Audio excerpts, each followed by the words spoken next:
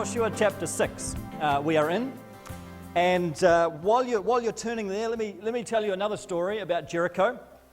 I visited Jericho, the city of Jericho, which is still there. It's been rebuilt and several times, but it still exists in Israel, in the nation of Israel.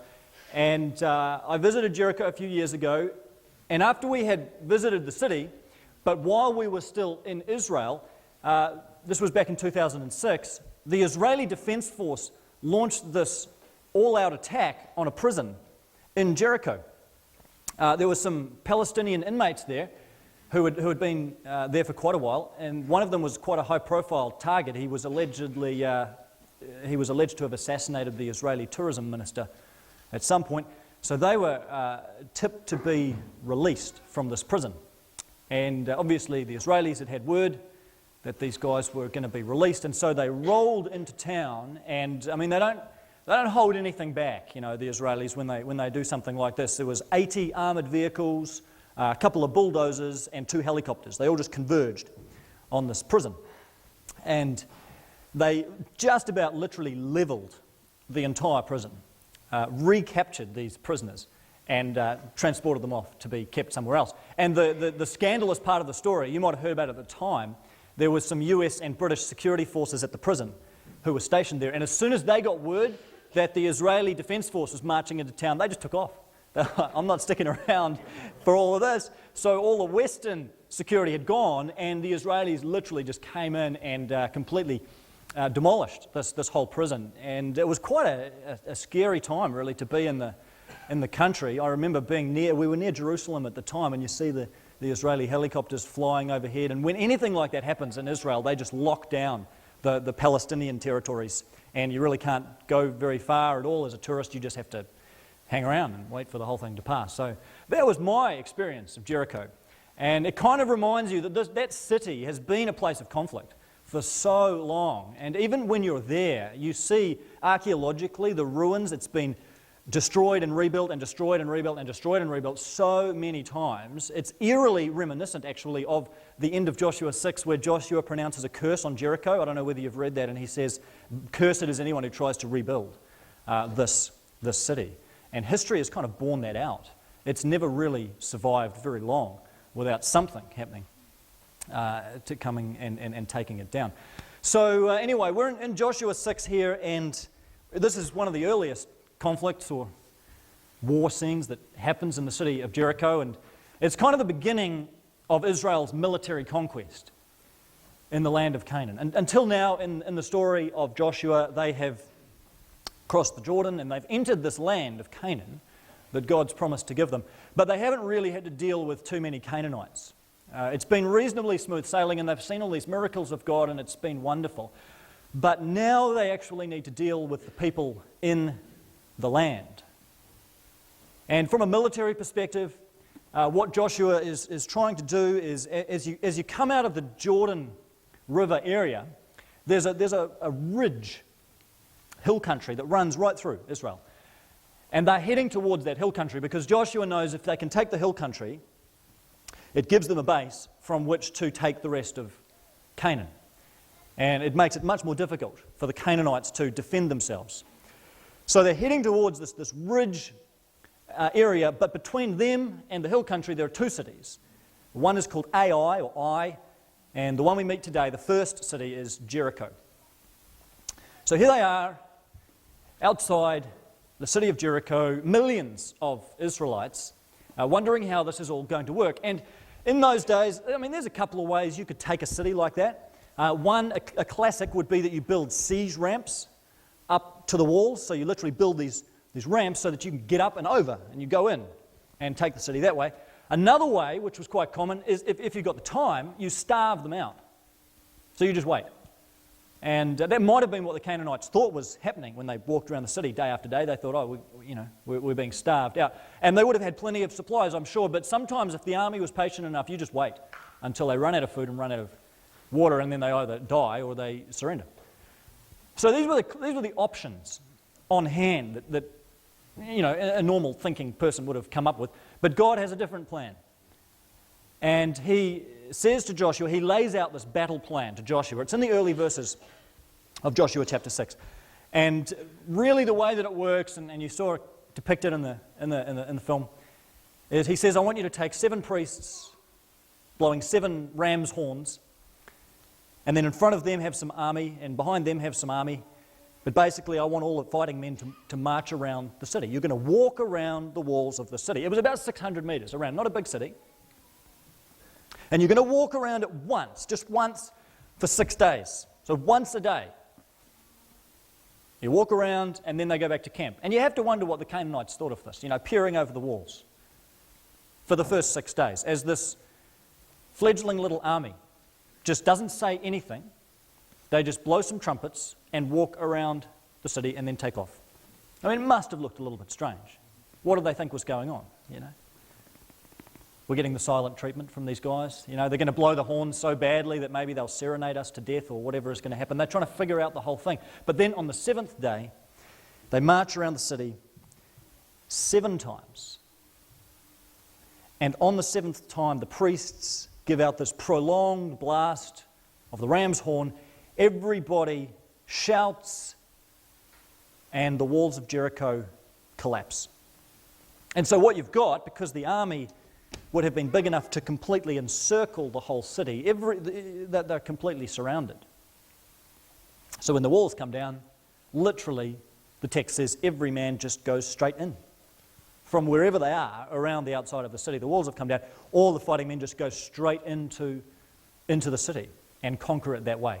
Now, that much of the story is familiar enough, and a lot of us that have gone through Sunday school and so on, we learn this story, right? It's one of the familiar stories. That's one of the things that makes this story hard to really understand, is that in a way it's familiarity breeds unfamiliarity, because we become quite numb to it. It's just a nice story. Yeah, the walls came down, that's fun. But trying to probe and understand, what does this mean? What is it saying? What does this story speak to our lives is a little bit harder.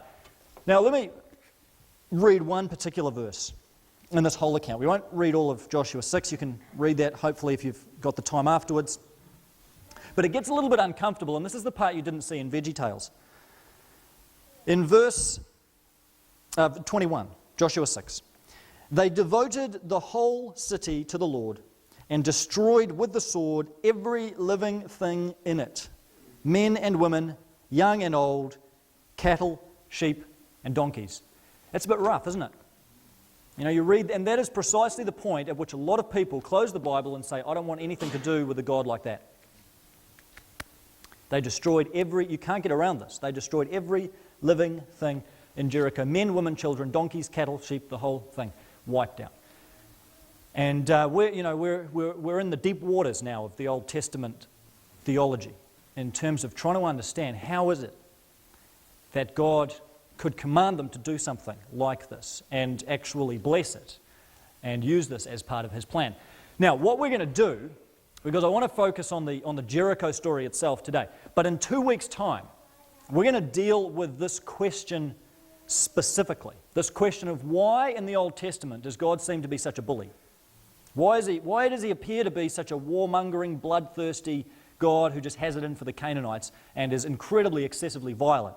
And how do you reconcile that with the God of Jesus, the God of love your enemies, the God of do good to those who persecute you? And this is a real issue, and it will form part of our question series. So that will be the first week in the question series. We'll tackle this question. Are we talking about 2 different gods here? Is God bipolar? How on earth do you sort this out? And how could he ever have commanded Israel to commit what is effectively genocide against the people, the inhabitants of this country? Now, that's going to take a whole message just to deal properly with that issue. And so in 2 weeks, come back and we'll tackle that issue head on. But what I want to show you this morning and concentrate on, and it's part of the answer to that question, but I want to show you another voice in this story, and it's one that's often overlooked. And as I studied this passage, it's not something that I'd noticed much in the story myself. A lot of people stop at the point that Israel went in and conquered Jericho, but there's actually a lot more to the story. And the very next scene, the narrator could easily have left out, but he doesn't. He goes on then, and in verse 22, let's read this part together. Joshua said to the men who had spied out the land, "Go into the prostitute's house." This is Rahab. the prostitute. Go into the prostitute's house and bring her out and all who belong to her, in accordance with your oath to her." So the young men who had done the spying went in and brought out Rahab, her father and mother, her brothers and sisters, and all who belonged to her. They brought out her entire family and put them in a safe place outside the camp of Israel. Then they burned the whole city and everything in it, but they put the silver and gold and the articles of bronze and iron into the treasury of the Lord's house. But Joshua spared Rahab, the prostitute, with her family and all who belonged to her, because she hid the men Joshua had sent as spies to Jericho. And she lives among the Israelites to this day. This is a fascinating part of the story. And what's happening here is, back in chapter 2, and you remember Carl preached this message, Joshua had sent out some spies to suss out what the territory was like in Jericho. And they had lodged at the house of this prostitute named Rahab, who lived in Jericho, and basically was using her house as a brothel. This is what is happening in the story. And because Rahab had given lodging to the spies, and when the Jericho army came along, she had sent them off in a different direction and hid the spies, the Israelite spies had promised her, "When we come back and take this city, you will be spared." And they made this oath to her and just said, "You tie a scarlet ribbon outside your door, and when we come back, you and your family will be okay." Sure enough, you get to Joshua chapter 6, and in the midst of this gruesome battle scene, and you can't avoid that, it is gruesome, it is bloody, but you have this remarkable scene here, where in the midst of war, or just after they've taken the city, Joshua says to the same two spies who had originally done the scouting, he says, "Now you guys go and get Rahab. Go and find Rahab and all of her family and bring them out here." Would have been easy, I guess, to pass over that promise, and yes, we'd said that, but in the heat of battle, they could have easily been annihilated. But no, Joshua makes a point of saying, "Go and find her and bring her out here." Now, Rahab's house, if you've read Joshua 2 closely, it literally says Rahab's house was part of the city walls. Now, what does that mean in Joshua 6? What's just happened to the walls? They've just collapsed. So Rahab's got a major structural engineering problem in her house now. This is not, the Lim report is not looking good. And so literally her house has collapsed. She is now among the most vulnerable resident in the entire city, just a sitting duck for the Israelites to pick off. But Joshua commands her to be spared, her and her entire family. They're taken and they're put in a safe place.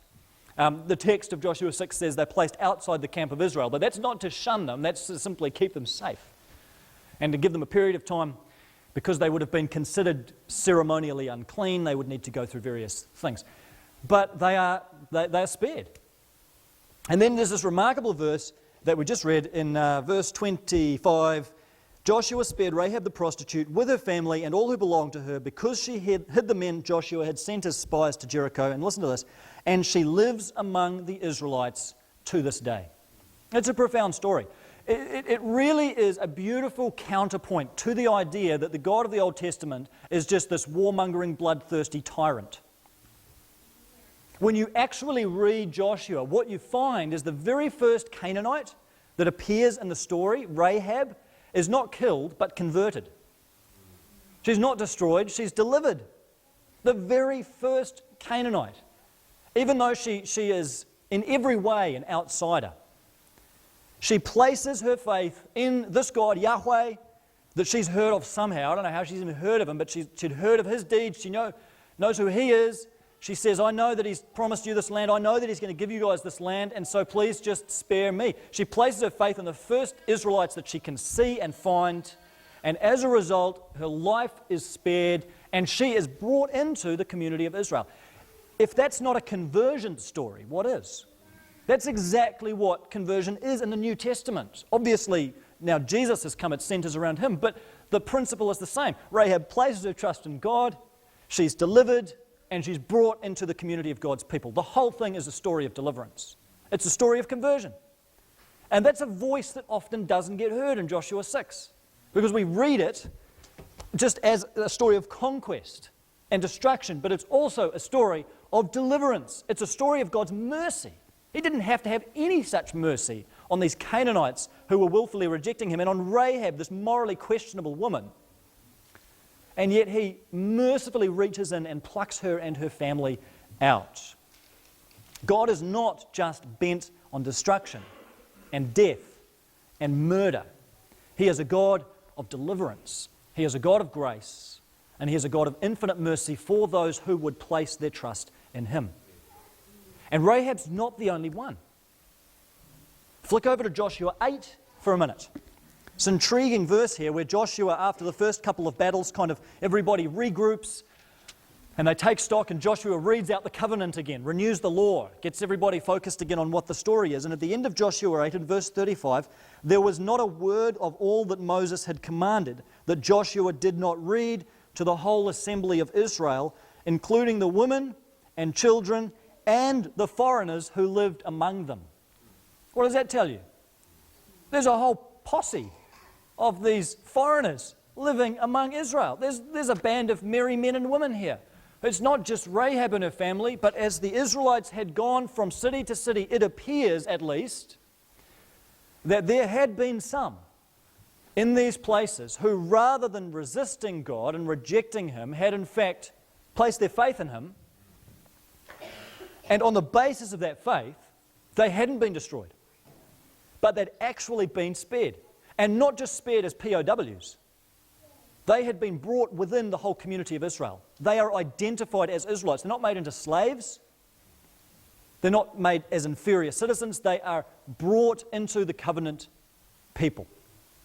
And that says to me that even in these gruesome battle accounts, and Joshua's full of them, there's going to be more. It's a tough book in that respect, and we've got to deal with those issues. But where you find in these cities people who genuinely acknowledge Yahweh, who don't reject and rebel, but place faith in Him, their fate is deliverance. It is not destruction. Even if they don't fully understand Him, in so much as they do understand, if they receive and embrace that, rather than turn away from it, these people were spared. And Israel becomes this conglomerate community of Jews and believing non-Jews. And I think what you've got here is this wonderful picture, not of a warmongering God, but of a missionary God. Of a God whose heart is actually for the outsider. Often we think that God became a missionary in the New Testament. That He got to the Gospels and decided, well, maybe, we've had fun with Israel, now we could maybe open the doors a bit wider and let's have some Gentiles come in and let's go and save the lost. But right from the beginning of Scripture, God's heart has been for the outsider. God's heart has been for those who are beyond the chosen few and the in-group.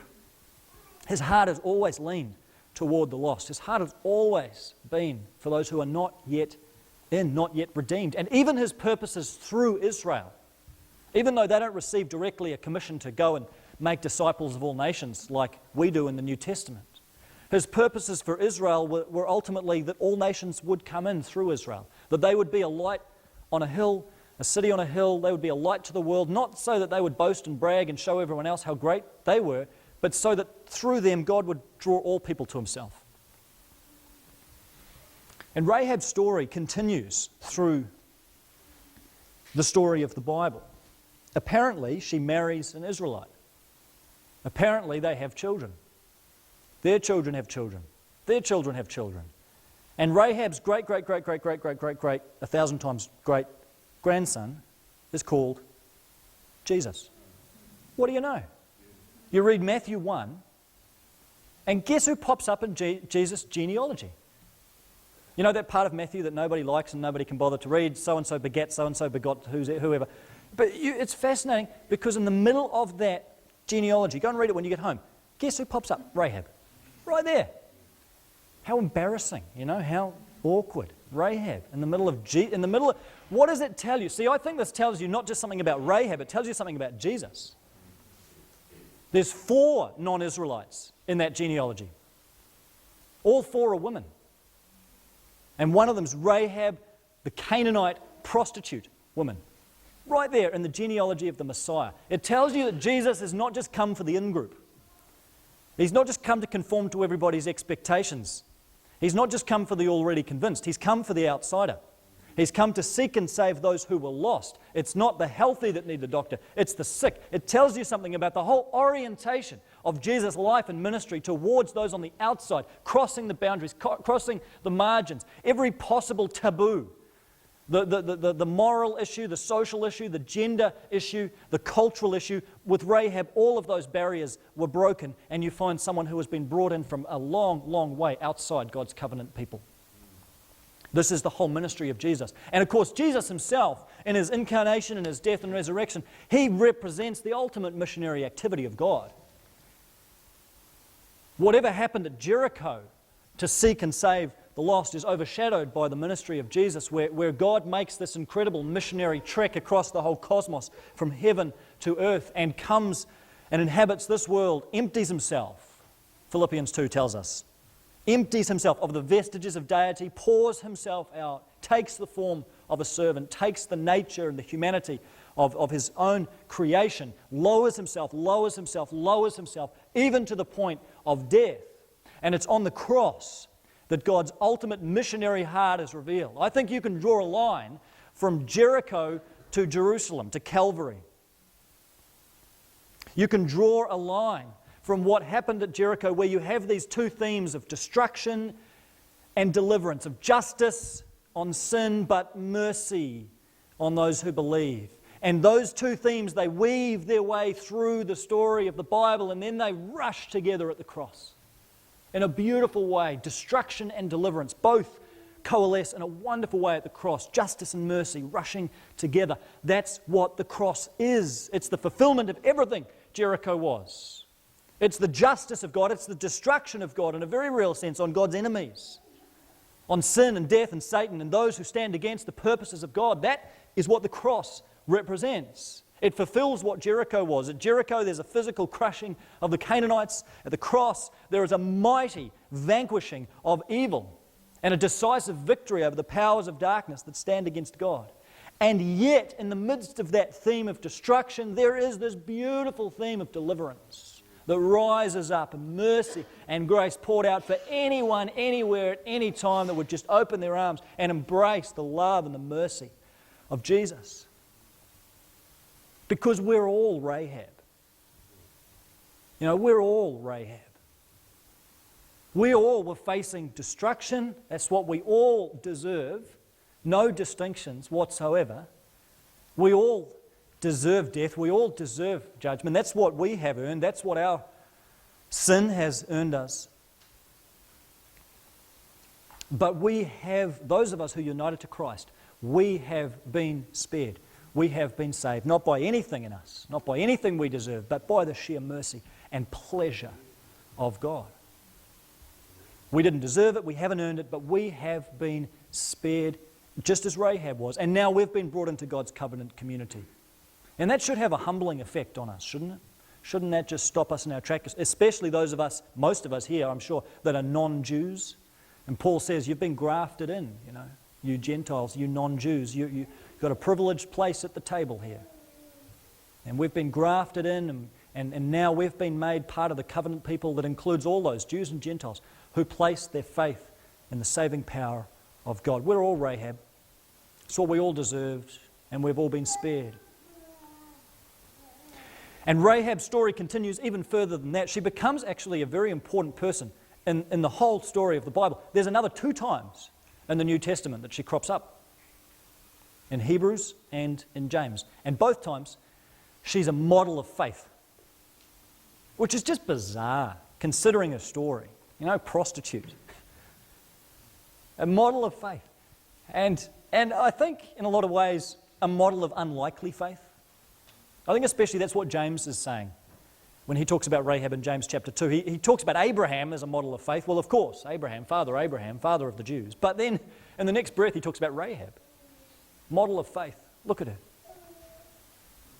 And it reminds me, and it should remind us, that nobody is incapable of faith. Nobody is beyond the saving purposes of God. Rahab's the least likely person, honestly, you'd ever expect to crop up in the genealogy of the Messiah. Least likely person you'd ever hope to see in the Hebrews 11 great hall of faith with the heroes of the Old Testament, David and Moses and all of these. And there's Rahab in the middle of it. But it just reminds us, doesn't it, that God extends His love and His grace to anyone, anywhere, no matter how far gone we might think they are, anyone who will just open their arms and place their faith in Him. We've got to be careful we don't write people off. Because we're surrounded by Rahabs in our lives. You work with them, you stand next to them on the sidelines of your kid's soccer game and netball game, you see them at the extended family functions. You know, Rahabs are all around us, that you live next door to them. And we've got to be so careful that we don't write people off, assume they're too far gone, assume they're absolutely incapable of faith, because Rahab's story tells us that's not the case. Any heart, no matter how hard, can be softened. Any person can reach a crisis point at which they search for answers and hope they may never have been interested in their entire life. And part of our journey now, as those who have been in Rahab's shoes and been delivered and stand in the awesome grace of God, is that our hearts now begin to reflect the missionary heart of our missionary God. That our priorities begin to be His priorities. Our hearts begin to break for the things that break God's heart, and what breaks God's heart more than any other thing is the plight of lost people, lost men and women who don't yet know Him. And there's just an awareness, I think, we need to grasp of those who are around us in this situation, because we're so busy just living and making it work and getting our lives together that often we're not even aware of the plight of those around us. We talked a couple of weeks ago about this idea of being sensitive to the leading of the Spirit. And I don't know whether some of you have tried that and seen if that's working in your lives. But this is one area where it's so important to be open to the prompting of the Spirit in regard to lost people around us, the Rahabs in our world, and move towards them with love and with grace, listening to God. And even before you open your trap, we can at least pray for them, right? This is not about having all the answers. This is not about having a full-blown gospel presentation to be able to give them. But when was the last time you even lifted up the name of someone you know who doesn't know God, a Rahab in your life? When was the last time you even lifted up their name to God and just prayed for them? And just asked God, draw them. And give me opportunities in my life to reach them, to say something, to show them something, to model Christ to them. We can start, and often when we do this, when we start praying and when we start asking God for their to stir faith in their lives, it does something for us, doesn't it? It kind of stirs something in us, and we find ourselves becoming a little bit more focused. You know, if we begin our day by asking God, what are the opportunities in this day that you have for me, just to say a word here, to be an example here, to reach out here, there's a tuning in to what God may want to do, and you may find that there are some opportunities you never even knew existed. Connection Point is a joint production between Connection Resources and Shore Community Christian Church. If you would like a free copy of today's message, please email us or phone us on 0800 90 30 90.